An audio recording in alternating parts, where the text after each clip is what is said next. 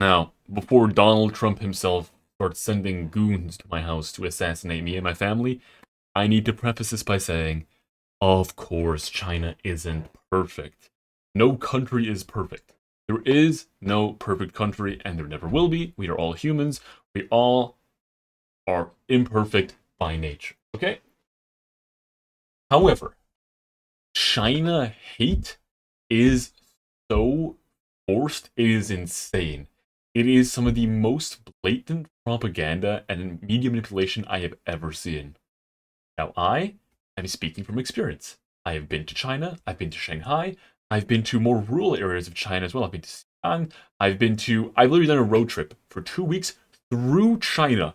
We have been to poor, like literal poor villages, like villages that aren't like even cities. They're not even classified as cities, right? I have been everywhere.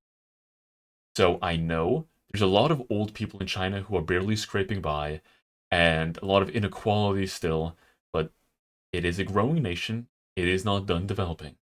In the developed parts, where it has already undergone development for a few years, I think it is very close to a perfect place to live. Of course, school system, wages, and job market is very competitive. However, there is a billion people there. That kind of comes with it. It's not perfect. However, I'm going to get into the main topic of what I'm speaking about. And that is the fact that I see on a daily basis on TikTok, Instagram, so much China hate. That just doesn't make sense. If you're going to hate on China, maybe hate on what's happening to some religious people in the north, okay? Hate on how they have Buddhism in their own law and like can regulate when you reincarnate. Hate on shit like that. But the shit I see on the internet of China hate is like, this bridge collapsed in China. Average Chinese building. And then you go to look and actually do some research on why the bridge collapsed. And it's like, yeah, landslide, half the mountain collapsed. How is this anti-China propaganda? And it's always like the main media trying to like spin this in a way where it's like, wow, they are so evil and so bad. They're faking everything. It's like China is producing the most renewable energy of any country in the entire world by like 100 times. But what are they really hiding? Like, no, they're not. You just like look at what's good, or like prices in China at a record low. What is this? How are they extorting people? Like, no, they're obviously doing something good. They're obviously way ahead of any other country in the world. They're on course to become the new superpower of the world. Make news about anything else but their good shit that's happening there. You can make news about the housing crisis there. I haven't seen any articles about their housing crisis, at least not on mainstream media. Maybe, I mean, surely there's some articles out there, but that would be something you could hate on.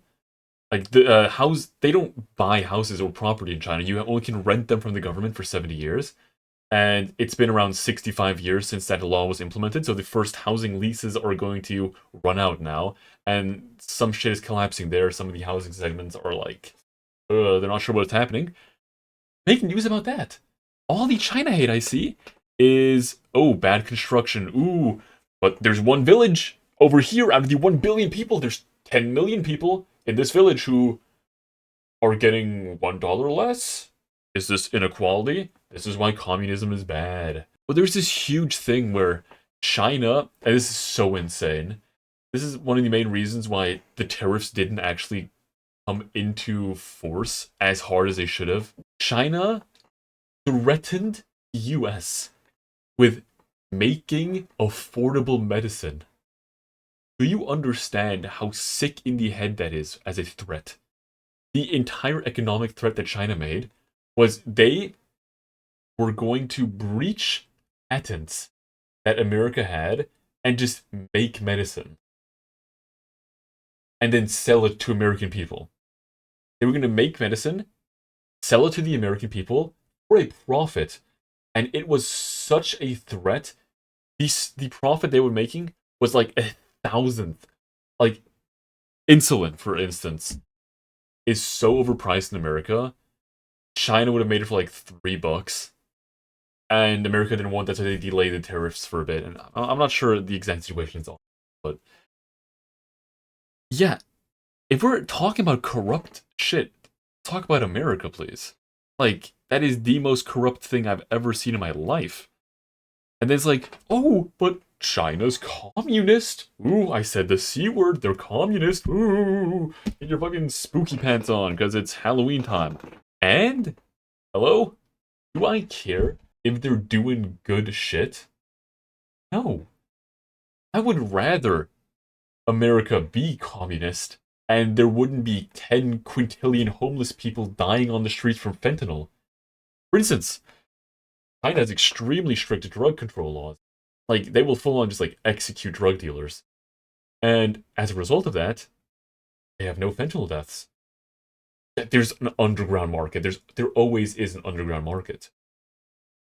But there's no fentanyl crisis. There's no meth crisis. There's no drugs rampant. I mean, I've been to many clubs. Also, China is so nice to foreigners. I'm not sure why, but they are the nicest people I have ever met. I was there for 6 months. I don't think I've ever seen one of them not smile when they saw me. I've gotten so many compliments. They've been so helpful. And so this isn't like main city shit. Just like random places. They're like, yo, welcome, free food for you. Yeah, man, come on in. They are so just welcoming and nice in comparison to any other place, I guess. Anyways, that's not the main point. Yeah, I've been to many nightclubs there and many parties, many raves. I did not encounter drugs one time there, not once. And I've been to many places in Europe. It's pretty easy to find some weed, to find some cocaine if you go to the right places. China is just, it's just good. It's just well regulated. And it's like, oh, but it's a surveillance city. Oh no, there's cameras everywhere. Yeah. And when I was in China, I made multiple videos criticizing China. No one came knocking at my door. I filmed in Tiananmen Square. I did a review on the wall. I took pictures everywhere. I went to all the main places. I never got into trouble. I didn't even behave that well. I mean, I'm being honest. I was behaving like a tourist, taking pictures of everything, not respecting a lot of things, just going through lines and like, ah, haha, laughing at this, blah, blah. They don't care. As long as you're not like an active threat and like bombing shit or committing crimes, it doesn't matter. And this is one of the main things.